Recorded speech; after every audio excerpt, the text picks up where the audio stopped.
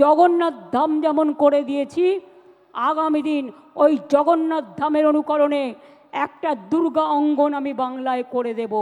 তার কারণ সারা বছর যাতে মানুষ চিনতে পারে, আসতে পারে, দেখতে পারে।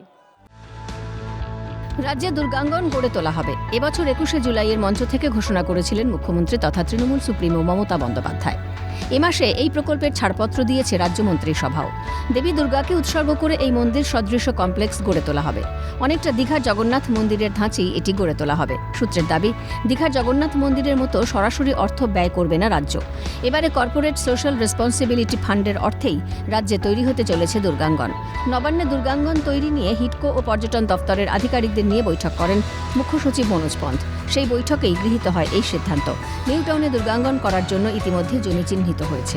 হিডকো সূত্রে খবর, যোগাযোগ ব্যবস্থা এবং বিমানবন্দর, মেট্রো স্টেশন ও অন্যান্য পর্যটন কেন্দ্রের কাছাকাছি লোকেশন দেখেই এই প্লট চিহ্নিত করা হয়েছে। নবান্ন সূত্রে খবর, দুর্গাঙ্গনে থাকবে একটি আধুনিক সংগ্রহশালা। দুর্গাপুজোকে কেন্দ্র করে শিল্পকলা, মূর্তি নির্মাণের ঐতিহ্য, বিভিন্ন উপকরণ থাকবে। প্রদর্শিত হবে রাজ্যের সাংস্কৃতিক বৈচিত্র্যের নিদর্শন।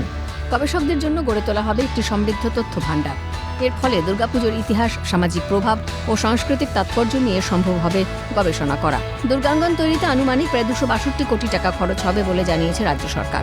রাজ্যের পর্যটন দপ্তর এবং হিডকো যৌথভাবে এই প্রকল্পের বাস্তবায়ন করবে। বাঙালির শ্রেষ্ঠ উৎসব দুর্গাপুজো পালা বদলের পর ক্ষমতায় এসে কলকাতা সহ জেলায় জেলায় পুজো কার্নিভালেরও ব্যবস্থা করেছেন মুখ্যমন্ত্রী, যা ইতিমধ্যে ইউনেস্কো থেকে স্বীকৃতিও পেয়েছে।